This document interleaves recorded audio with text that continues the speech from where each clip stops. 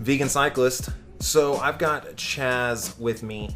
We are watching two different screens. We've got Chaz in the red, VC in the green.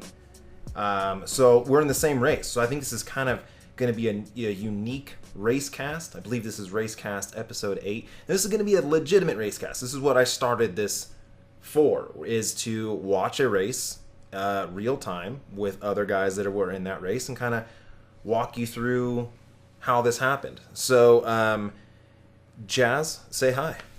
Hey, what's up, guys? So now, if you follow me on Instagram, Chaz is a riding buddy of mine, and he's a cat too. He's super strong. He's a great climber, but he's had some really amazing performances in road races and crits. So we're going to be chatting this up. Now, if you can see, Chaz has the red, and we've got heart rate for Chaz. We've got cadence, we've got speed, we've got power. For the VC in the green, we've got cadence, speed, power, but we also have the left and right pedals. So that's kind of neat if you wanted to see that. But so right now, I'm behind you, Chaz. Yeah, rocking the Specialized kit. What team are you on? Cycle Sports Specialized, based out of pretty much Morgan Hill, Scotts Valley area, San Jose, California. So this is your first, this is the practice crit, right? It isn't technically a race, but it is, I mean, we're racing for sure, but there's no podiums. But so this was your first of the year to kind of like get in that race intensity? Yeah, definitely my first of the year. I know there was like 3 more crits. I wanted to get out there, but I work on Sundays, so this one was the only one I actually could make it out to. And it wasn't raining, so that was another plus. So this is lap 1, and you're going up. What are you doing here? Are you chasing down Alex? I think I'm attacking. Yeah, I'm attacking. What do you mean? I think I'm attacking at 800 watts. I didn't get a warm-up, so I'll be honest, this first one was... It was an attack, but it was more to get the legs going. Because we did 80 miles the day before, something stupid like that. So my legs were not real happy. But yeah, that was anytime you see the camera do that, I'm probably attacking. So when you go to a race, because you said you didn't warm up, what is your normal warm up routine? I usually do. I try to do a good 20 minutes, and that'll be anything from spinning around to getting like a couple 20-second snaps in, maybe 3 to 5 snaps in, just to get the legs flushed and going a little bit, and then usually just kind of cruising around zone 2. So why are you not chasing that down? Why did you let those two guys roll off? I think I just finished opening up my legs, so now I'm my heart rate's almost to threshold right there. Well, dude, you just hit a massive amount of watts. Oh, because that dude went off the front, and I was like, well, I'll chase that one down. Well, because, okay, so there's a couple teams here. There's Fulton, and then there's Dacre Hackett. And they have, they got a lot of team guys. So you would assume that if there's a Fulton and a Dacre Hackett in the break, I mean, that's worth making some kind of move for, because... then all of a sudden, if those two are in the break, now you've got 80%, 70% of the field no longer working to chase the break. For sure. So you're on the front.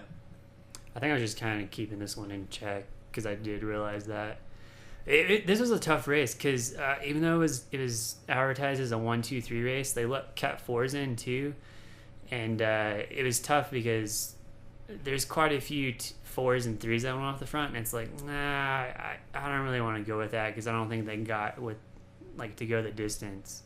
I thought that was really interesting, because we're watching both screens here. You were on the front coming out of that last turn, and you were doing 400 watts consistently through the turn and out of the turn. And I was doing 0 watts, in the turn, and then it got 100 to 200 watts. I'm still doing 400 watts. Jeez. Yeah. But so now I can kind of tell that. See, I'm red lighting with my heart rate. That's nuts. Oh my goodness! Yeah, you're banging. 190 is about where I start to kick it. So what is your max heart rate? I'd say on a good day it's about 200, but most of the time I'll get up to anywhere from 95 to 197. Who is that off the front? Is that Al? So you can see, man, there's attacks going on from. So in this race. Yeah, see, you went. I saw you go. Oh, there I go. Yeah. Okay, because I'm seeing people. I wanted to go with that so bad. So I'm watching Dacre Hackett and Fulton guys go up the road, and I have to go with that. And so here you go, you're chasing it down. Yeah. But which is a bummer because then that brings everyone's on your wheel. Yeah, Tony, our coach, I think he was still on my wheel. I mean, the problem was I did that huge pull on the front there, on the front side at 400 watts. So then we got on the back side, and then you guys all attacked. I was like, well, I'm already redlining enough to see I'm at 191 heart rate. So I need to like back off immediately. So, dang it, dude. You chased everything down. So if you hadn't done this, if you hadn't chased this down, that probably would have been the move because we have all the players. That's the only reason why I chased it, because I knew that would be a move. God, I hate you. I do that a lot too. So frustrating because that's a unique angle, right? I didn't see, I haven't seen this, so I'm up in the front just suffering. And then sorry. No, and then that was Tony in the blue kit, our coach, and when I saw him go, I was like, all right.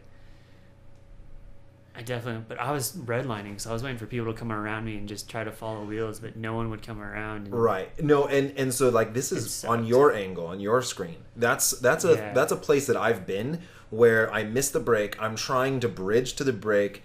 I'm giving everything I can, and then guys attack from behind me to the break, but I'm already so redlined that I can't get on their wheel, right? And so you just help guys, you just usher them across the gap.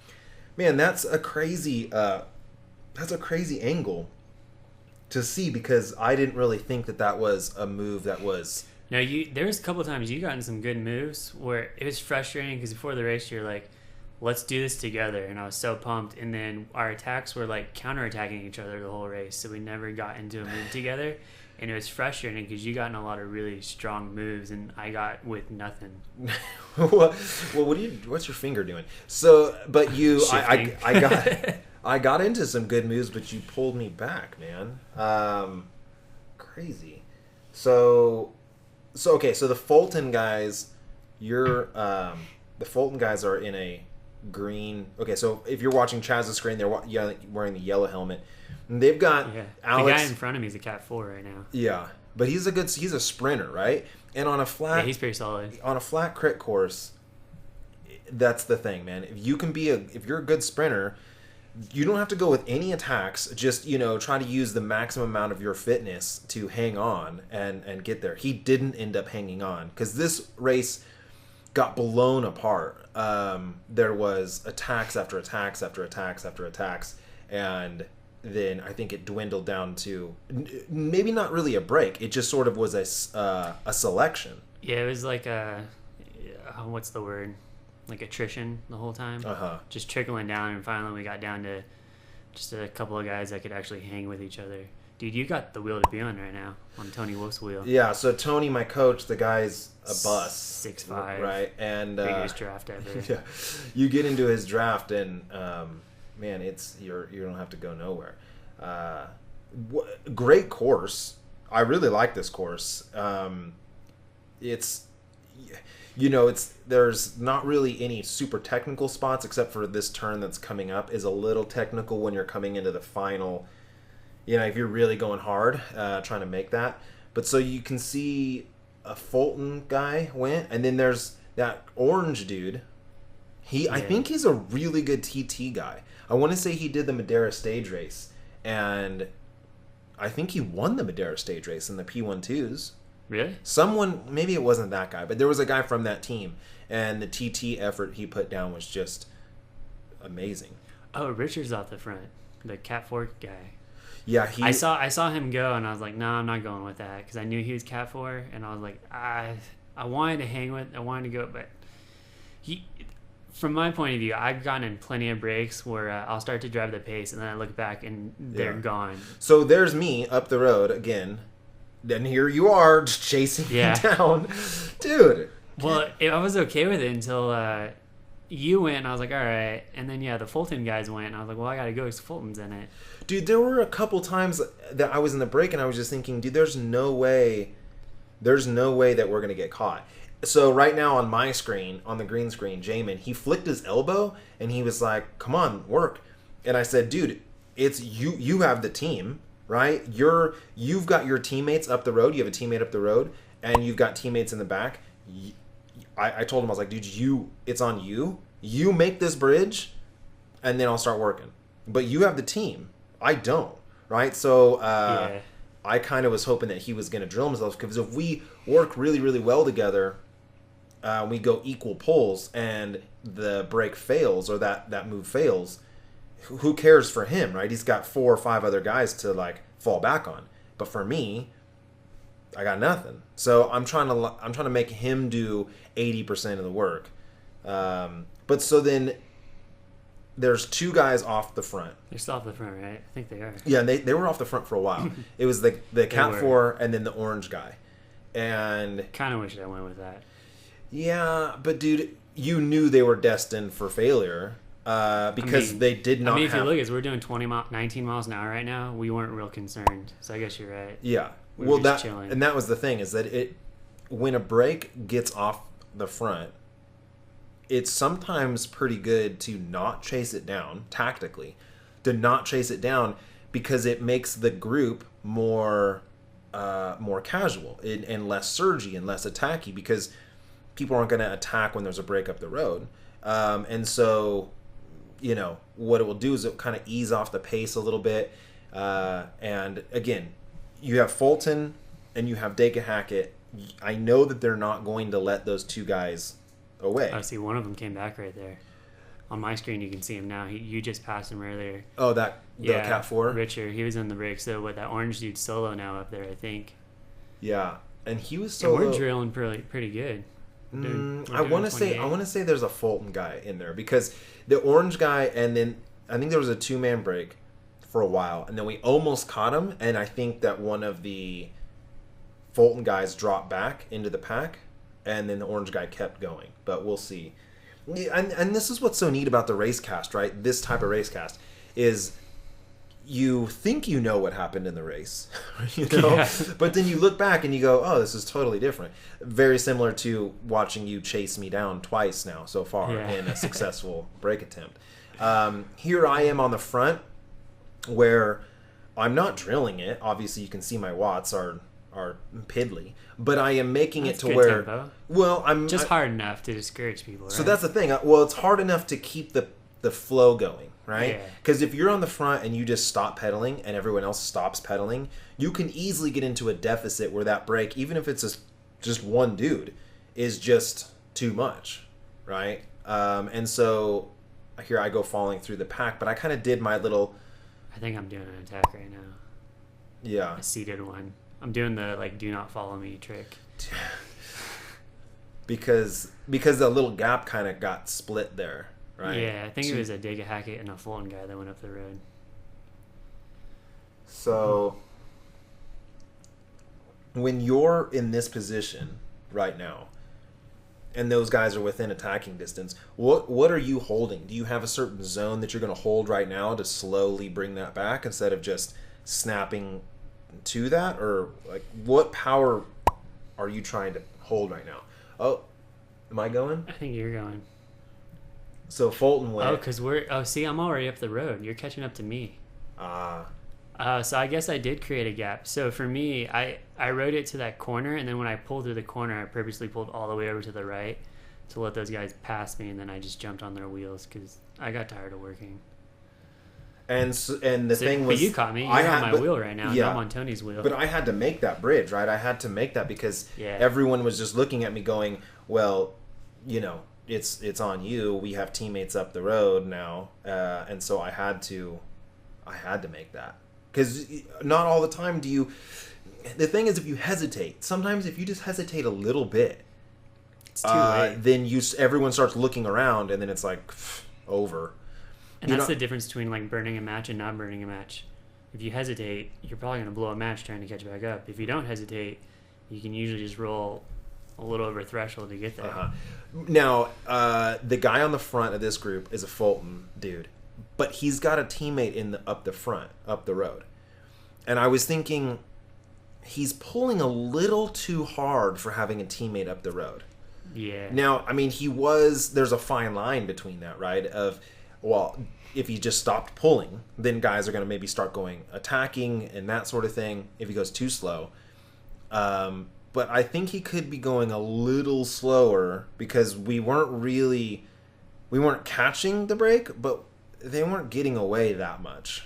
It's a hard spot because you want to keep it high enough to discourage people from attacking, but you do want to not pull your own guy back too at the same time. So Tony's just saying, dude, I'm not doing any work. Yeah. That's so here's my butt. It's weird to see me because I never see. Yeah, you never get to see yourself. I never get to see rocking myself. Those pink socks. I didn't rock my colorful socks. I wore white ones. Oh, there we go. Yes. So I hugged it tight to the inside to try to create at least some sort of gap, but you can see that I was gonna let you go until that guy went, and then I jumped on his wheel. It's sort of just everyone sort of just funneled in, but again, I even though I put in an attack, I didn't go in the red, but I went hard enough to maybe stimulate other people to go, and you can see how quickly now we chase down. Yeah, the guy off the front. That guy off the front. But there's also there's a guy off the front, and then there's a guy way off the front. That orange guy's still up the road. Yeah, he was out there for a good while. He just went through the corner. Yeah, he was out there for so long, but you just know that you could take that down, and we're so early on in the race. I mean, what are we? We're 15 minutes into the race, something like that. Oh, so that was neat. I was right on your wheel. It was like perfect for me as you attacked. I didn't hesitate or anything. I was just on your wheel and was able to go with that. And that's always cool when you're in the perfect spot to go with a move. Yeah. That's always cool.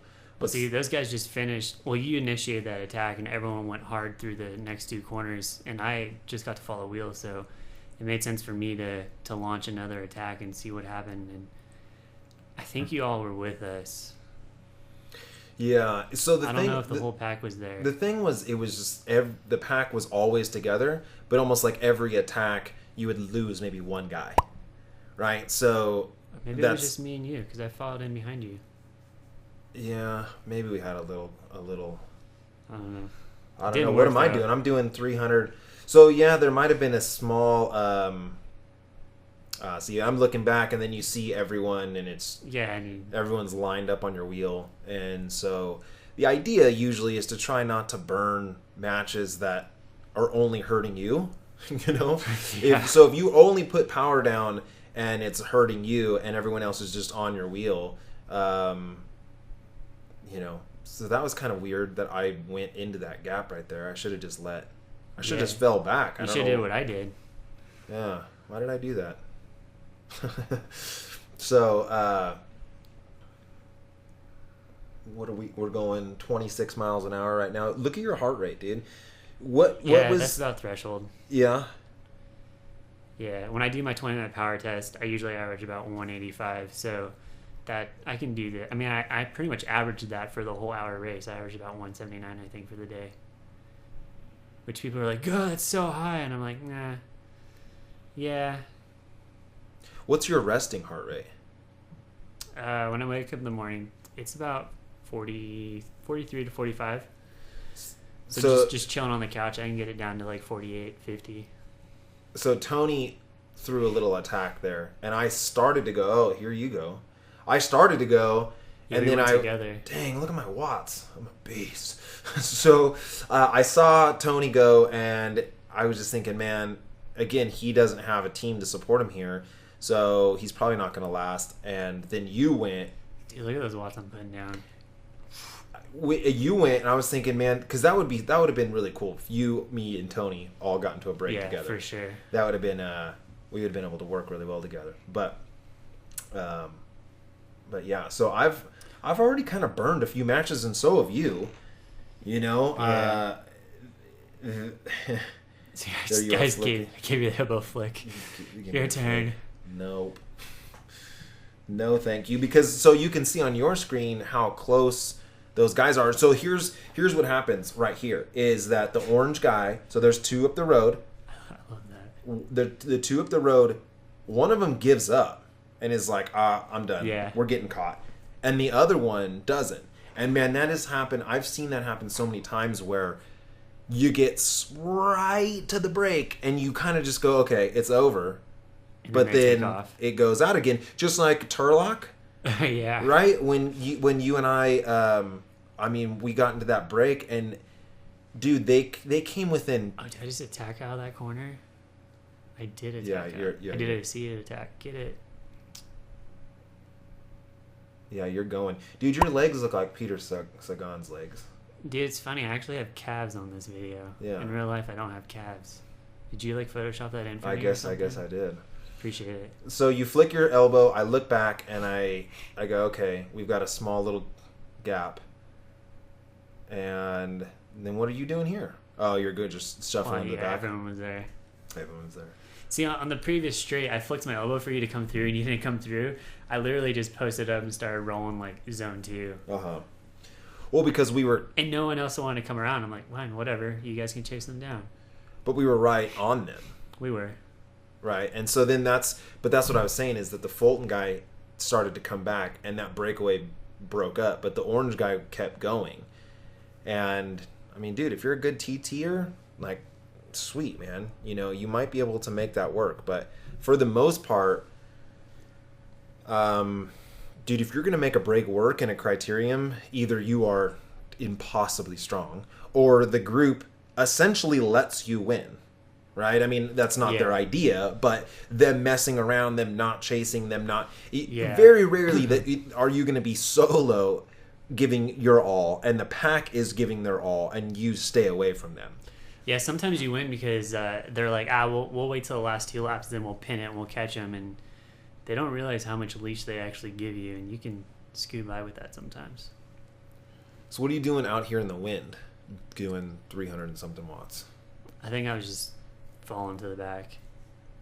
I think I finally realized we were only like 22 minutes into the race, so I was like, forget this, I'm just gonna go to the back and chill because nothing's going off the front yet.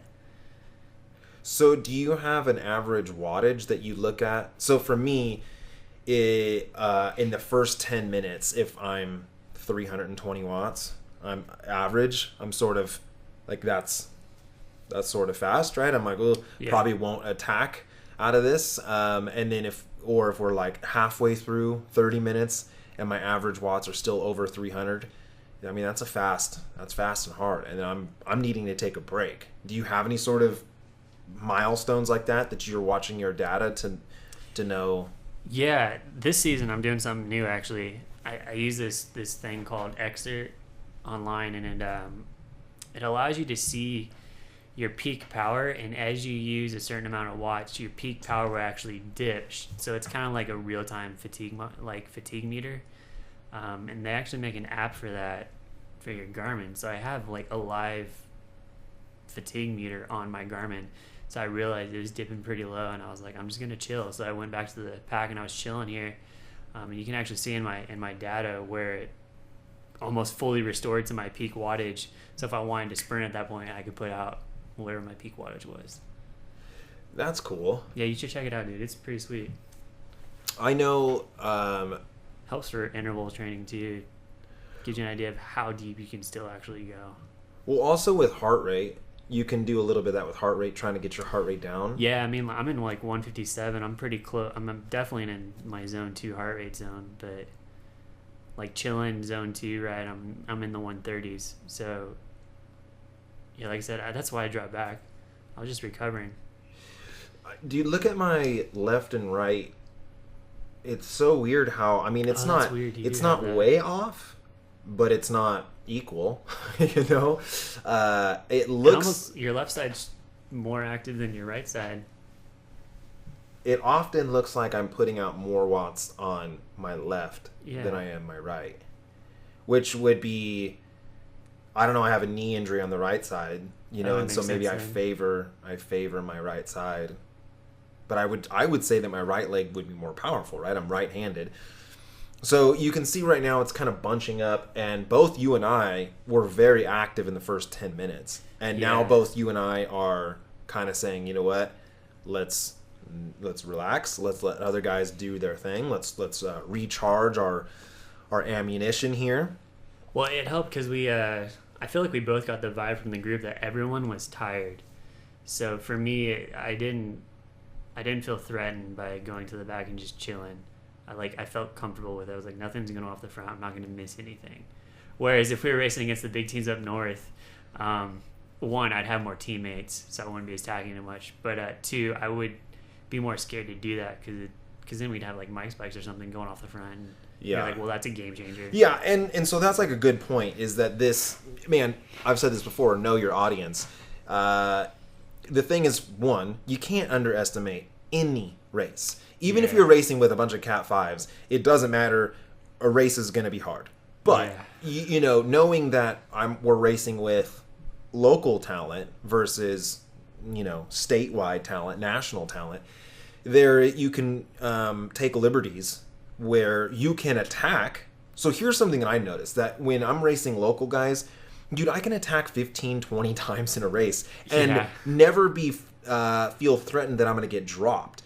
But in a legit, you know, California P12 race, attack one time, and the attack is so brutal and so hard that when you get back into the pack, the pace is so relentless that a lot of times you'll get, you know, you make your attack and then you get back in the pack and you're getting dropped. That makes sense. So you kind of have to know, you know, how your audience is so that you can play the game right. You know, that's not taking anything away from these guys by any means.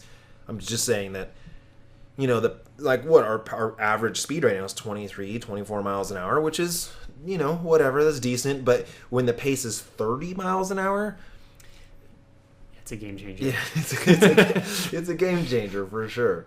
For sure. So now it looks like both of our cadences are pretty even, right? Mine's around 90 to 100. Same thing with yours, 90 to 100. What's your optimal cadence? I definitely. So I've been working on this off season too. Just keeping it a lot higher in the 90 range. In crits, I usually almost always go like a 95 average or something like that. I've even noticed in road races, I keep it even like heavy climbing road races. I'll still have an average of about 90 cadence. But on training rides, sometimes I'll forget to do that, and I'll finish a training ride with like an 83 average or something. I'm just like, what was I doing today? It's like turning butter with my legs. It was awful. So now, Alex Kabatic, he's right there in front of you. He's got a slow cadence. He's got a slow cadence, but dude, his sprint. I mean, I think he said something that he hit 1900 watts on that day. I don't know if it was this day, but we were talking before the race, and he was saying that I think that was his max watts, and it was just he's like a little Samoan, you know. Well, I'm excited to see the finish because we'll get to talk about the finish when we get there. Because he's in it and I was in it, and I shocked myself with how close I was to beating him. Yeah, well, you'll be a little bit disappointed now. I'm sure I was pretty cross-eyed. He was way so up there. I watched the finish, and what's kind of crazy is that he came out of the turn with so much power that he was burning out. He was literally his rear wheel was not catching traction. It was just crazy. Well, he's doing that low cadence thing where it's just he's probably pulling his bike off the ground. Yeah, for sure. So here's like a little up because when you're in a race and you get these lulls, sometimes, and this is what sucks, is if the race isn't fast enough, everyone's too fresh. And that any attack you do is basically you're going to waste your energy because everyone's going to go with you, right? Yeah. So when you're in that type of race where no matter what you do, everyone's too fresh, it's too late in the race, and it's just like there isn't going to be any attack, no matter how strong, that will separate the group, what do you do then? Honestly, I don't know. So right here, there's a group... and I'm following you through that. So I was in a great position because I'm hanging on your wheel. Look at all these guys these gaps getting split open. And yeah, that lap, someone decided just to pin it on the front, which I liked, but this did hurt. But it was good because we just shed a lot of people. But that's a thing to think about when you're hanging out in the back. You know, here I go. So that was the big attack, and then I counterattacked that because I got a free ride up on your wheel. So I'm just like, you know what? I'm fresh as a daisy. This was one of those attacks where I was bummed I missed it. I was like, dang it, Tyler. I just doing that. I just passed Folsom. He was off the front, and Jamin was his name. He's the woodworking dude. And so then me and Alex. It's just the two of you, right? Yeah, we're just the two of us. Look at how much pain he's giving me. Like, hold on, dude. You know? You're doing 500 watts in his draft. So I am. And I'm in your wheel. I was on your wheel to bridge through that attack. I get there, I counterattack, and then Alex comes around me and is just drilling it. We got a pretty good gap. Yeah. But the problem was that I was so in the red, and I wish that we could see what my heart rate was, because I was so in the red that I could never recover. I mean, y'all are smashing. And so I would go to the front, and you see what I'm holding, right? 300, 330. Like, obviously, I'll dip through this turn, but watch when he takes the pull. We're watching the green screen, and when he takes the pull, I have to kick up, you know. Yeah. So I'm doing. He doesn't pull through. Look at this. Easy. Come on, Alex. He's like, my turn, smash. I hate guys who pull like that in the break because it's like you realize you're killing me too. Yeah. We're not going to succeed. I will be honest. I did a really good move. I sat here and I worked just enough with these guys to help them pull you back. And then the attack I did was glorious because I totally did this poker face where I was like, I'm smashed, I'm done. And then bam, I went. And they were like, what? So again, back to me, I feel like a total wuss puss. But he's so in his draft, I'm doing 400 watts, 350 to 400 watts. I get on the front and I drop it down to 300 to 320. So I can see that you guys are chasing me. Yeah, we are. Assholes. We're working pretty good together. Tony just put in a killer move, and he did like a heart attack for 10 seconds, and then it was like come through. So then I took over. But then again, back to my screen. So we see you chasing again for the third time, chasing me, and dude, huge watts. So then when Alex comes around me, we're looking at my screen, the green screen. When Alex comes around me, the dude is just putting me in the red. Right now, I think this is when I go to come after you guys. Okay. So was this orange dude? He had been off the front for a while. Yeah, and I let him pull. He's doing a solid pull right here. I mean, we're doing, 27 miles an hour? Yeah. He's doing a killer pull. Maybe it's the next lap. We started working together. God, we're gone. You guys were gone, and I was like, I want to bridge to that. So you just went through the corner on my screen. I looked back here, right here. I looked back, and I go, dude, I don't even see them. I don't see anybody. No, you guys are smashing. What, you guys are doing 25 and we're doing 26, 25. See, my power is just right there, though. Yeah, my power is dwindling because he keeps smashing me every time he goes through the pole. Look, I just had to do 660 watts. Yeah. You know, if he had and Alex, if you're listening, I'm definitely talking shit on you. Dude, like, kudos to you, Alex. Kudos. He was the stronger dude, and if I had been stronger, maybe. But a huge weakness in my game, in my motor, is max effort followed by sustained high effort. Right? I can max effort over and over and over and over again, but I can do one sustained hard effort, but I can't go max to sustained. I need to go max recover sustained, and I just never had that moment of recovery with Alex doing in the break, and I feel like I want to talk to him. I want to say, hey, dude, I need a minute, bro. I see your TT right here. Yeah, you're crushed. Yeah. So, I'm trying to get more aero because I know that I'm not able to put out the type of watts that I need to have a successful break. So I'm trying to use what watts I can manage, but make that go further. See, oh, my, here you go. Yeah, dude, I left them. Oh, my goodness. Yeah, I will say, though, now... Look at the difference. I'm going 24, you're going 31. Dang, that was... Yeah, heart rate's at 194. I will say at this point I was going, oh no, I either get there or I give up. So I'm kind of in that random no man's land where it's like you either dig deep and get there or you just give up and go back to the back and it's a fail. So I saw Alex tells me, he goes, hey, Chaz is coming. And I'm like... Yeah, no one's following me right now. It's just me solo. What I'm pumped about is being able to get a little bit of a break, right? Because having you get on the front is going to allow me maybe a little bit of a moment to recover. I felt bad I didn't pull through, but I was smashed after Yeah. that effort. Now, so I've talked to a couple racers, and in that moment, when you join a break, no matter how smashed you are, everyone says you should pull through. Yeah. Just for 2 seconds, just to like say, hey, I'm here to work. But as soon as I caught you, dude, Alex like threw it down some more. Dude, Alex... He like saw me catch on and then he accelerated and I was like, yeah, I'm not doing that. Yeah. So, I mean, my power's not that bad. No, dude. For what You're is... at threshold. But, right? but after going with the big surge with you and then making the attack myself, like having to make that separation, it's not that great. My power's not that great. But I'm just, dude, I'm dying. And so then when you get on, I'm just like, okay, I'm going to be able to at least, maybe now I can communicate. If we have a gap, I can say, hey, I got to skip at least one turn. Here, good shot. Sorry. Learn how to be a cameraman.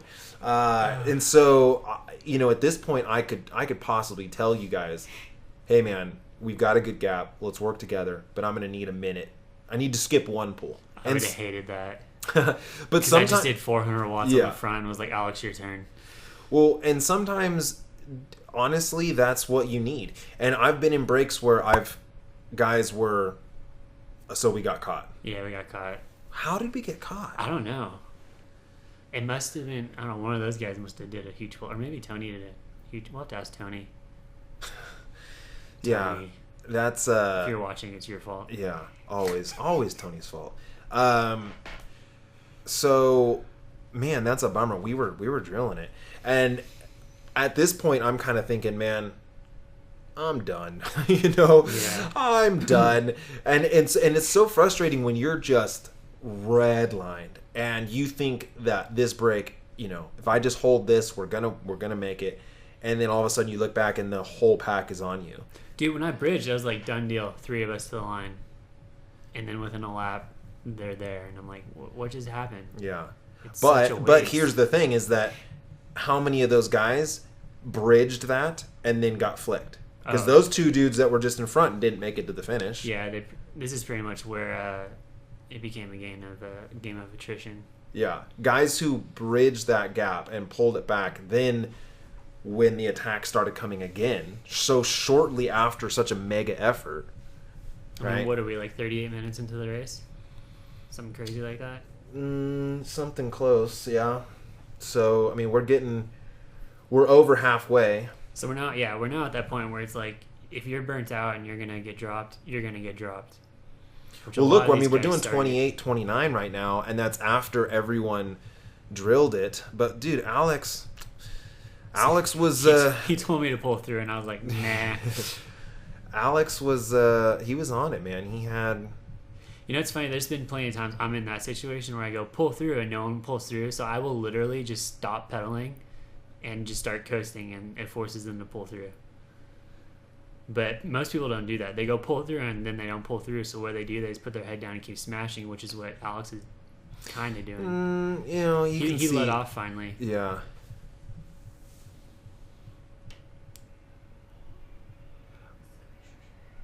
My wife just now creeped through the office and ruined the Racecast. What are you doing? Everything's upstairs. Jeez Louise. But it doesn't matter. I mean, there's kind of a lull. There's a lull. So the wife. So you're smashing. Those Fulton boys, man.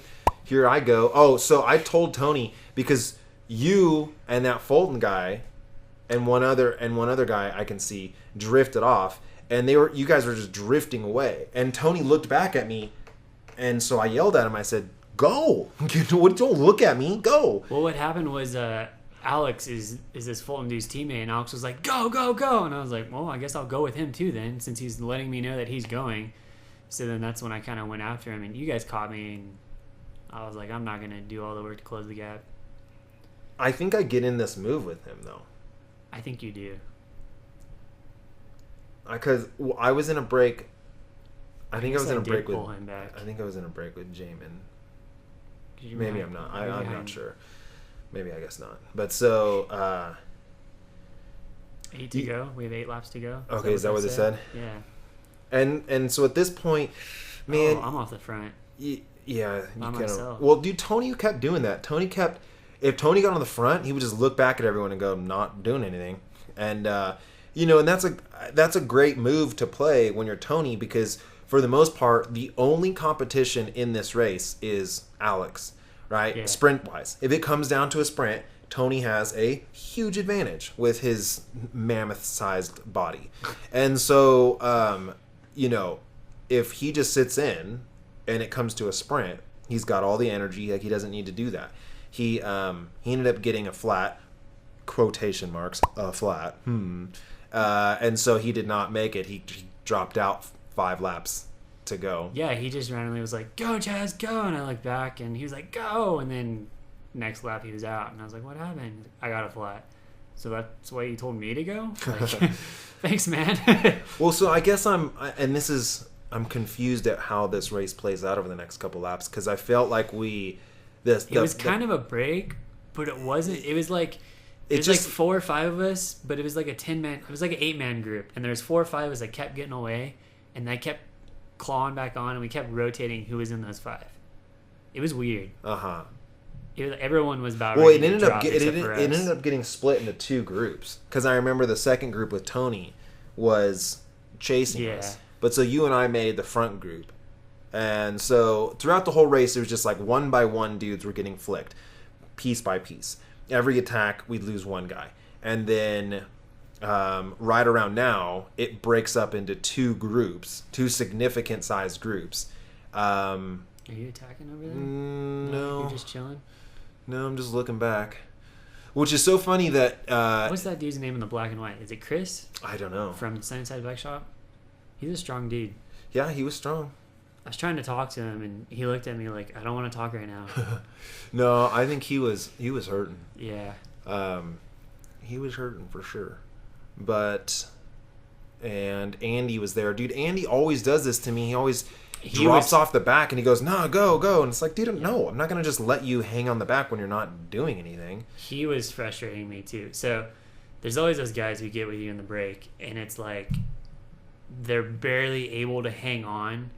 And because they do that, they feel it's right for them to go, "Here, you close that gap," and they will let gaps open. And it's like, bro, I'd quit if you're going to do that. Oh, here I go. I'm awesome.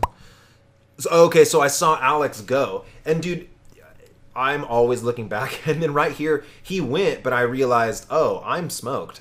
you know? And I'm yelling at him. I'm like, "Hey, wait up for me." But I just didn't have any other matches, dude. It was... Yeah, I mean, we had, 8 to go? At this point, I was even going, I'm going to follow wheels. I'm not going to start any attacks anymore. So that's the only reason why I countered, was because I followed his wheel in time. Yeah. And so Alex went, and he was just, dude, he kept going so hard that I couldn't. I was kind of thinking to myself, man, if I would have to have gone in the red to get onto his wheel, and if it didn't work, that was the race, right? I mean, it was... Anyway. And I can tell that right now we've got a group. Right? This would be the front group. Yeah. I love how Alex does this. You know, when he's cooked, he pulls all the way off to the opposite side that no one's been riding on. Just dunzos. And so let's see how many laps is there to go. If you can see the... I'll say 6. 6 to go. Well, so then, no, because the orange guy, he wasn't in the front group, and Tony wasn't in the front group. So these guys, Tony's still in. Yeah, so there's going to be some kind of attack coming here. I think Tony was out with 2 to go. Yeah, see, this is the point in the race too, where it's like we're a small group, we still have Alex, who's a sprinter, and he's the only one I'm really scared of if it comes down to a sprint finish. Well, and Tony too. Tony's a sprinter. Tony just had to. So the Fulton boys are letting, and I can see it too. Yeah, that they're one all hurt. I saw Tony go seated, and I was like, "Oh, what's he doing? Oh, that's an attack." That one hurt. But this is an awkward place. I think it's awkward for you too, because we're not sprinters. So for us, it's like, do we try to make something go solo, or do we sit in and just follow wheels and try to save it for a potential sprint that we know we're not going to win? Yeah. Like, what do we do? Well, and the thing is that when I think back on this race, my move was not the right move. But yeah, I saw you go on that, and we'll get there. And the problem is that my move wasn't the move because Fulton had guys to burn. Yeah. And I don't know why I wasn't really aware. Maybe I was just hypoxic, but I wasn't really thinking that no matter what move goes right now, that the Fulton guys will chase it. Yeah. At least give it a try. And they had, 3 guys? Yeah, they had 3 guys. And so, they... Oh, here I go. I kind of... Oh, yeah, Alex was yelling, go, go, go. And I was like, I'm not going. But then you went, and I was like, oh, he's yelling at you. I'm surprised Alex is attacking this late in the race. Or following attacks or trying to start attacks. Because he's a sprinter. You got 6 to go. Coming around for 5 to go. You should sit in because you got 3 teammates with you already. Okay, so then I'm now in the front group, and you're in the back group. And then you must bridge this because the guys you're with didn't make it. Yeah. Like, there's Andy, and he can't do anything right now. He's completely toasted. And this guy that you're on his wheel, he was off for maybe 5 or 6 laps solo. Yeah. So then I make this, and so you're going to chase me down again. I felt bad because I totally used that guy, and then I dropped him. As soon as he pulled off, I accelerated hard, purposely to hopefully drop him. So now I'm in a split with some sprinters, and I think I'm telling them because I think there was 3 of them. There was Curtis, Alex, and then that other guy, and they were all looked big and sprintery. And I'm thinking to myself, man, I'm in a great situation because I don't have to do anything. Like, they're the sprinters. I do pull through, but I kind of thought that was the move. I was thinking, man, we definitely got this. And they're all big sprinters. And so you must have... Yeah, I mean, I'm pulling for almost half a lap. But how many people do you have on your wheel? The rest of the remainder of the group. I don't know, probably 5. Because wait, there's one Fulton guy with you. The rest of his team's with me, so... God, dude, right. you... I do apologize for that. If you're on my team, it'd be so much easier to sit up and let you go. Dude, there's so many times that I would have had a great result or a great race, and it is squashed because of solely because of you. I feel bad about Turlock still last year when you got in that sweet breakaway and I pulled you guys back in like 3 laps. Yeah, that's a bummer. So then I got into a nice break there. I was in at least 3 or 4 nice breaks, like good makeups, and you were I went to the front. You were the catalyst to bring it back. It's all right, dude. It'll work out one of these days. No, it won't, because if you're in the race, it's not going to work out. Go at Chaz Turmon, Turmon, on Instagram and tell Chaz how much of an asshole he is. So we've got 5 laps, 4 laps to go, and that effort. 4. So that effort right there, where you bridged, you brought everyone. No, you didn't bring everyone. You only brought the people who could go with you. Yeah. And so now we are separated into 2 groups: the lead group and the chase group, where the chase group is just made up of dudes who are all burnt. And but you can't play that down, right? So this is sometimes where it gets into a weird situation where, like, okay, there's so many guys and there's teammates. I'm just gonna sit in. I'm not going to take a pull. I'm not gonna work at all. But then what might happen is other guys will have that same idea. Well, I'm not going to work. Well, I'm not going to work. Well, I'm not going to work. That's what I'm doing. I don't want to work, but no one wants to come around me. Yeah.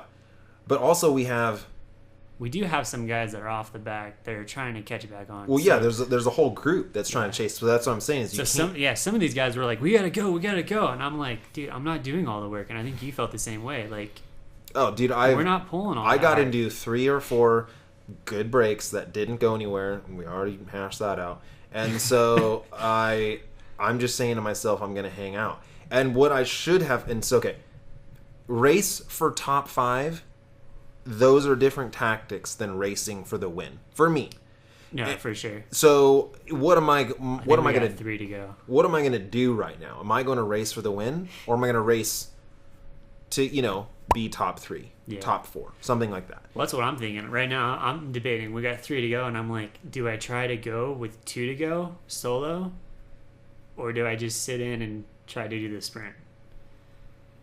It was a very tough decision. Yeah, because everyone all day has been smashed, but at the same time, how are they able to hang on?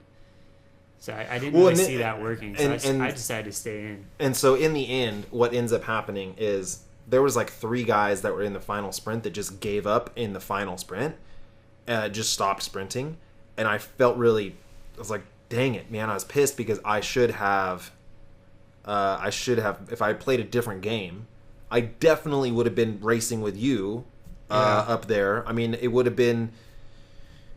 Yeah, you kind of messed up my plan too when you did that attack. We'll watch that one. Yeah, but so if I wanted to race for top 5, I would have probably got second or third, something like that, right? You and I probably have I have probably a little bit better of a sprint than you, but you are stronger than me, so we probably would have been barely battling there, right? Like, yeah, between either you're second and I'm third, or flip flop. Yeah. If I had sat in.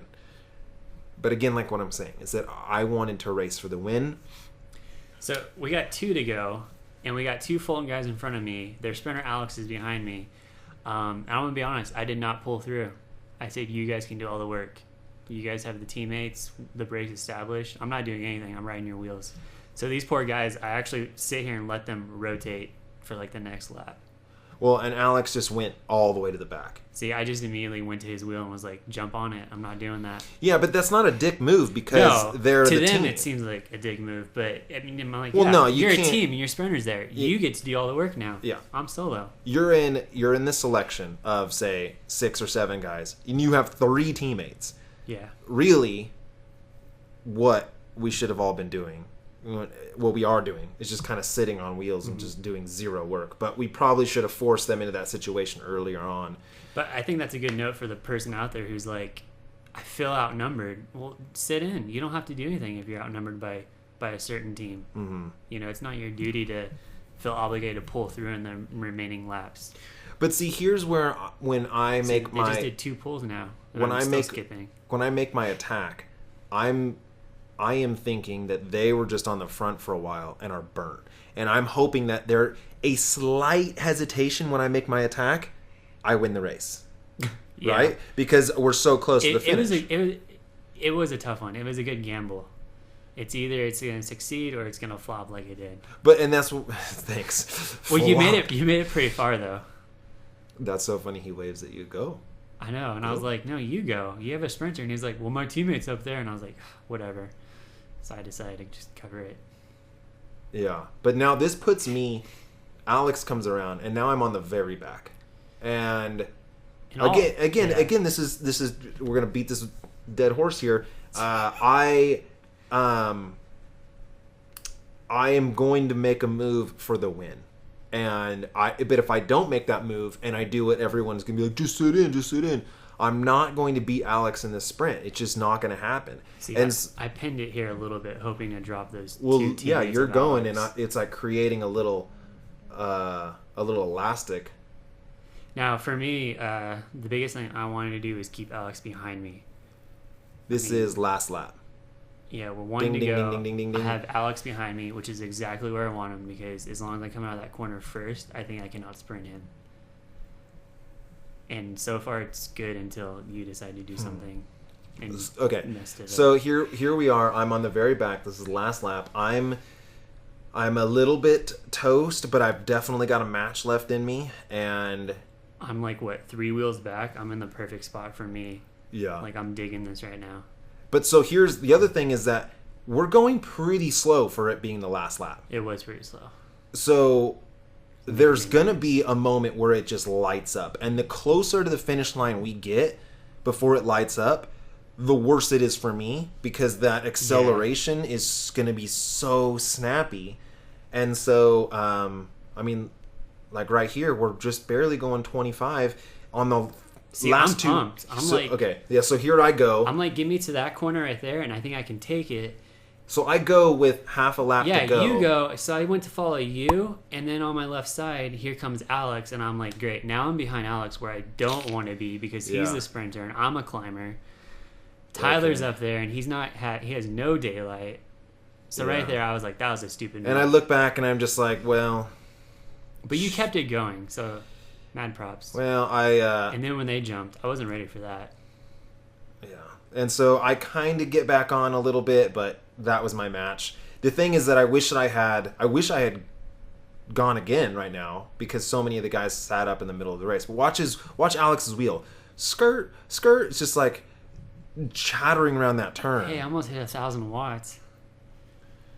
Yeah, he started to pull away from me.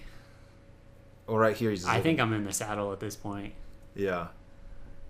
There you go, dude. 34 miles an hour. I mean, that's decent. And then here comes me, just whizzing along. So, awesome race. That was fun. The thing is that you could kind of, since you and I are a similar racer, you sort of could see what the outcome was if you sit in. Second is great. It's fantastic, especially for your first little like tester back, and the race was hard. That's awesome. But what could you have done to win that race? I mean, you kind of did everything you could. Yeah, I mean, would you have done anything different? Got a break established of only like 3 guys. That would have been sweet. But what if you got into a break with Alex? That would have been okay. Because if you get in a break with a sprinter, then you can play these little games with them where you do these little accelerations to hopefully the goal then is to take the sprint out of his legs. So for me, I can do little accelerations over and over and over. I just don't. My max wattage is 1170, and that's when I'm fresh. So would I hit in that sprint like 990 or something like that? Did you stop your Garmin? Why do you have no data? Yeah, I stopped it as soon as I crossed the line. So then what do you eat right after this? We went to Panera. What's Panera? I did like some. I don't know. It's like a food chain. Never been to Panera? I have. Maybe someone in Australia has no clue what Panera is. That's true. Sorry about that. I don't know. It's like I don't know how to describe it. It's this place that has kind of healthier. It's fast food. I know it's fast food category, but it's kind of like Chipotle. But anyways, I had like a flatbread sandwich and broccoli cheddar soup and some sort of fruit smoothie. What is your cool down regimen like?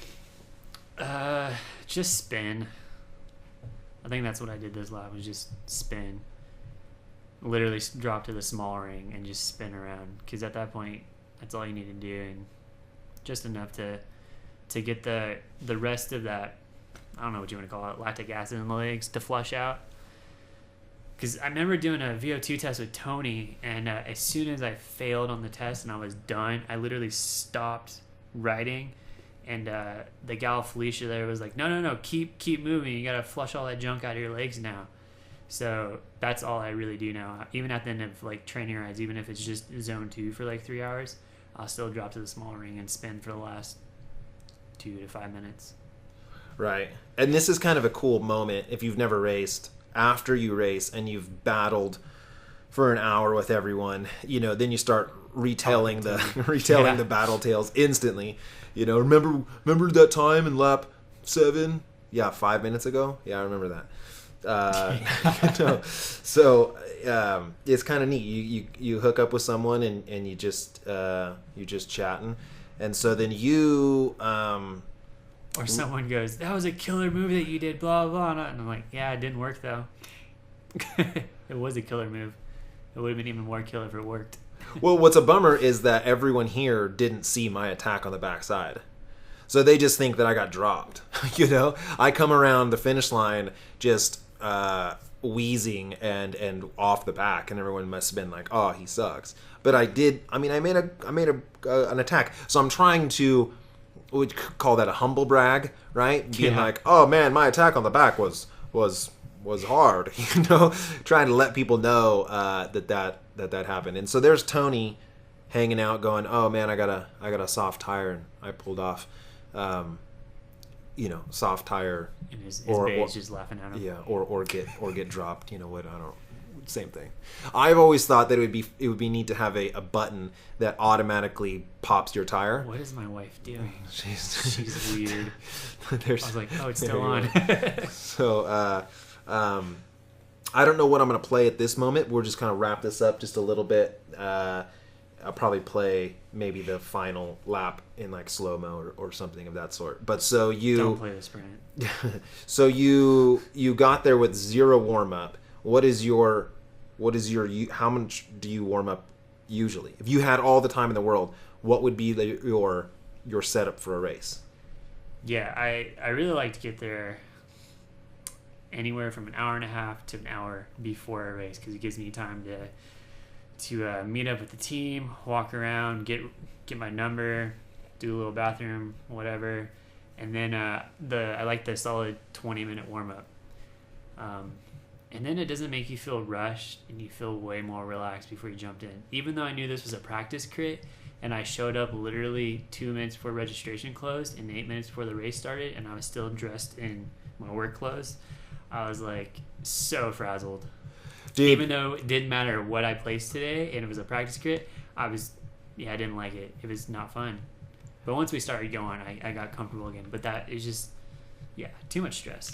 Well, if you think about it in the way of energy, right? If you're frazzled, if you're stressed, your heart rate, like I said, I think at the line, your heart rate was like 100 and something.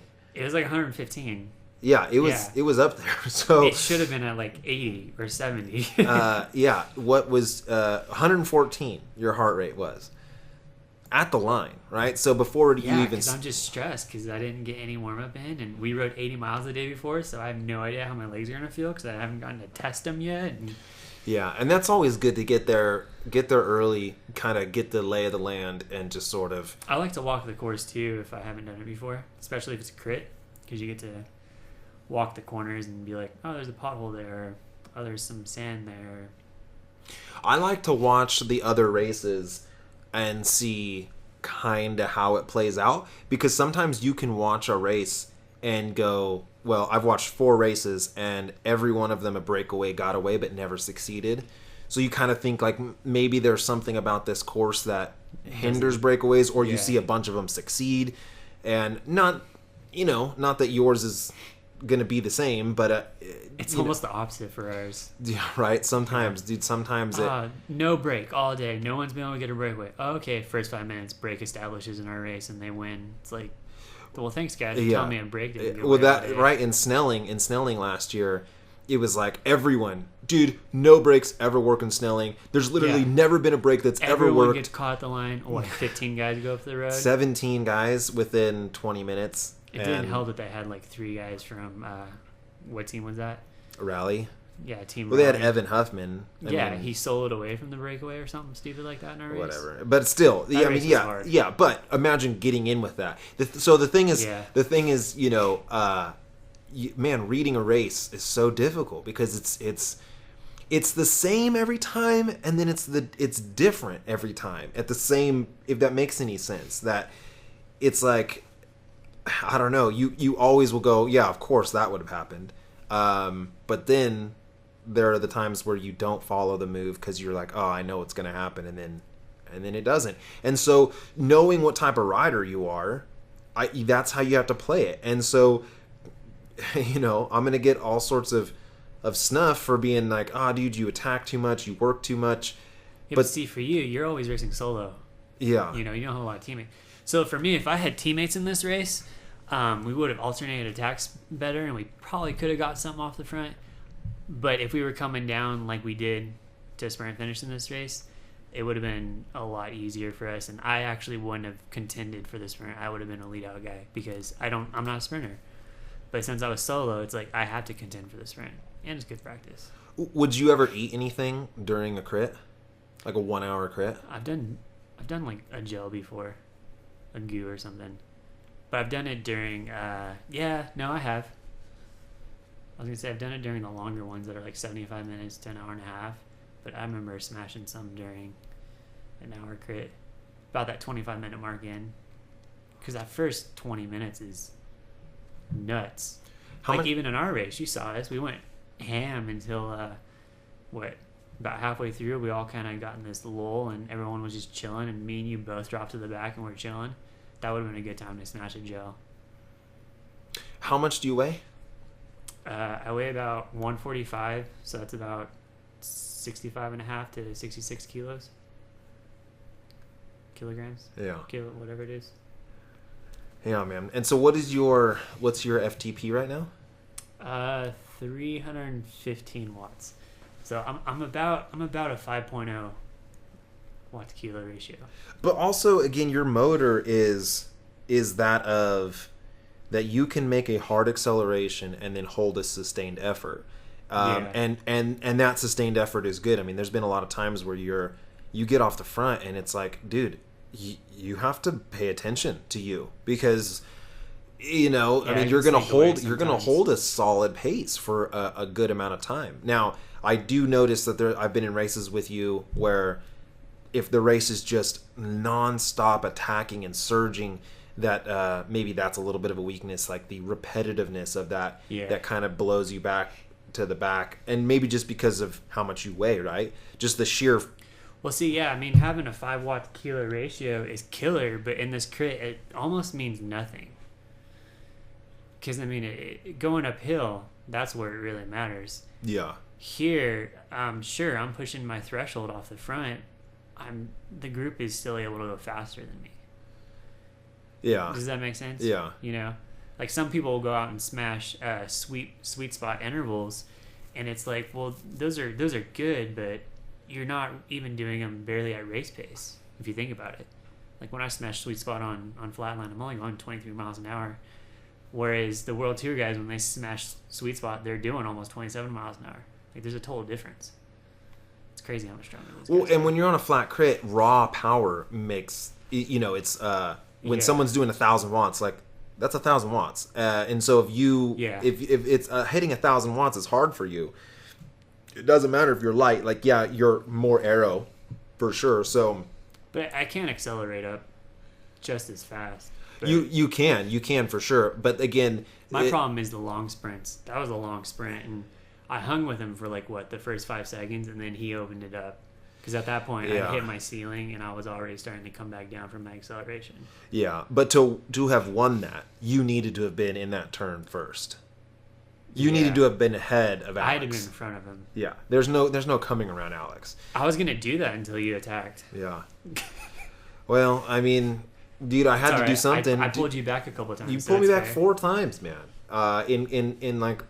I guess you're counting. So the thing is, when I look back at this, because I left this race thinking I'm a horrible human being, bummed. I left this race going, that was hard. Yeah. For a local crit. Well, I was just really bummed, and but now that I've watched it again, I mean, I raced pretty smart, and I got in good moves. It just wasn't meant to be on because of you. But so if we could have synced up, we just weren't at sync. I mean, I went with 2 of your attacks, but anyway, going into that last little bit again, I sit on the wheels and we come out and I possibly run for 2nd or 3rd, but this is a practice crit. So what better moment to use some squirrely bird technique to see, what can I and can't I do? And what I realized is that, man, I just didn't have the snap. I needed to have waited maybe one more turn and then tried it. Maybe around that corner. Yeah. Yeah. But the thing is, again, man, when those guys start opening up their lead outs, I don't know, whatever. I was hoping a lull. I was hoping to get a little distance, and then I could have held it to the finish line, but now see in the P1-2 crits we do up north in California, you can't do that move. No, dude, because everyone's going 33 miles an hour, right? So they start that at 2 laps to go. We're doing 33 miles an hour. Yeah. So the big difference is when you have big teams and the big legit teams, Mike Spikes and Mark Pro and those guys. Our team. Literally, there are times where you'll be sprinting it just to stay in the draft. Yeah. I mean, you are going all out just to maintain your position, let alone have any thought of going off the front, right? I mean, so but those races are a totally different caliber, but nonetheless, I mean, this race was hard, and this was with a bunch of good guys. I'll say, since we knew everyone, though, I think me, you, and Tony were definitely marked for the day. Because anytime we did something, someone immediately went with us, or the group would try to go with us. Yeah. Although you got in some good breaks with the Fulton guys, so the Fulton guys were cool with letting you go. I never really gotten any breaks with those guys. And Tony didn't either. But anytime we went off the front, it seemed like everyone just kind of followed. Which that's always frustrating. Yeah, but also when you, like you said, this is an open crit, 1, 2, 3, 4, and so you had a couple 4s, some 3s, some newer 3s, and they're gonna chase pretty much everything. But anyway, guys, I hope that you enjoyed this Racecast, this true Racecast, and honestly, I've been kind of banging around the idea of doing a proper podcast and keeping this Racecast, right? So we only look at races on this, and then I do a full-on podcast, called Socks for Gloves, and then that one would be just open conversations, right? And I would do that on iTunes and SoundCloud and all that sort of stuff. But so let me know what you think. If I should do a legit podcast totally separate from this and keep the Racecast all about racing, where you watch the race and hear commentary strictly about the Racecast. And then I can kind of open up the other one. So, guys, follow Chaz. I've linked it in the description. If you've looked at any of my Instagram stuff, a lot of times he's tagged there. I'm the one that likes to make fun of his veganism. Yeah. Even though I do respect it. Chaz was in the protein video, and that got some. I got ripped apart in that video for saying I eat calzones and pizzas and sushi. Wait, it wasn't that you said that. It was that you laughed at me. That I laughed about it. Yes. You laughed about the eating of tortured animals. But so here I feel bad. Here, on the real, I do want to say that Chaz is probably 90% opposite of me in almost all things, in philosophy, in ideology, in principle, in practice, and whatever. But here's the thing: is that you can disagree and still be friends with someone, right? Yeah, that's true. It's not you. In this time, in this age, it sort of seems that if one person has any disagreement with you whatsoever, that all of a sudden you guys can't be friends, or you want to distance yourself from that person. And I've said it a million times that, dude, if you trap yourself in an echo chamber, which is that you only are reinforced with your biased viewpoints, you're never going to grow as a person. And if you never challenge your viewpoints, they'll never strengthen. And so no matter what Chaz and I don't see eye to eye on, we still ride. We're still friends. It's a good time. I came over and you cooked a vegan dinner tonight. I digged it. It was awesome. You didn't dig it. It was not a good dinner. I failed on the dinner. I liked it. All right, I liked it. Okay. Well, it's actually a lot of what I eat at home. Except, like I said, I'll add. I know I'm gonna get reamed for this, but I add bacon or chicken. I definitely do eggs though. You do eggs, right? No, I don't do eggs. Not anymore. You used to back in the day. Well, I mean, I remember you had this thing where you're like, nah, I don't know if eggs, yes or no. And so eggs. I don't eat eggs. But backyard chickens. We get our eggs from a backyard chicken guy. Well, I had backyard hens, and there was no exploitation of those animals. They were our pets, and we loved them. But I don't know. It was just kind of gross to hold a warm egg in my hand. I don't know. It would be weird. It was something that I didn't I don't eat eggs, and I didn't partake in them then. I got the chickens to have eggs, but it just wasn't. Once I got them, it kind of changed everything for me. Honeys, I have another podcast that's coming out that kind of talks about honey, or it might have already been out, but I don't actively seek out honey.